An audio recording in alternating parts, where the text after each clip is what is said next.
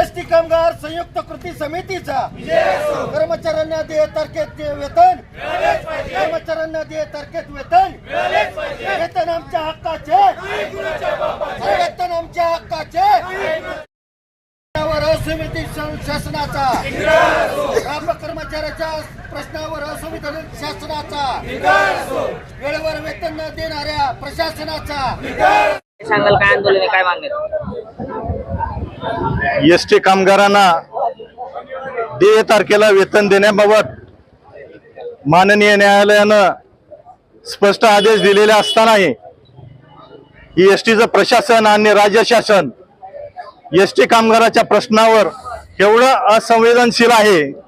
कसली गोष्ट कोणतीही बाब गंभीरतेनं शासन आणि प्रशासन घेत नाही आणि म्हणून राज्य परिवहन कर्मचाऱ्याचं वेतन वेळेवर होत नाही, नेहमी प्रलंबित राहते. आज 11 तारीख उलटून गेली तरीही राज्य परिवहन कर्मचाऱ्याचं वेतन झालं नाही आणि त्या वेतनाच्या असंतोष सर्वसामान्य कर्मचाऱ्यामध्ये या ठिकाणी निर्माण झाला आणि त्यामधून हे निदर्शनाचं आंदोलन या ठिकाणी केलं गेलेलं. मागणी काय तुमची? आजच्या हे निदर्शनाच्या आंदोलनाची प्रमुख मागणी या जूनचं वेतन तातडीनं करण्यात यावं ही प्रमुख मागणी आहे.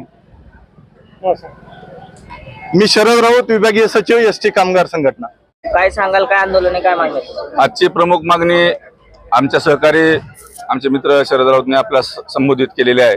परंतु एसटी कर्मचाऱ्याला एकतर तुटपुंजी वेतन असताना सुद्धा ती वेळेवर दिली जात नाही आणि आता सध्या शैक्षणिक वर्ष चालू आहे आणि त्या काळात लोकांना आता आर्थिक अडचणी असताना सुद्धा देय रक्कम ही 7 तारखेलाच त्यांची पगारीची मिळायला पाहिजे आमच्या कर्मचाऱ्याला, पण ते अद्यापपर्यंत दिली नाही.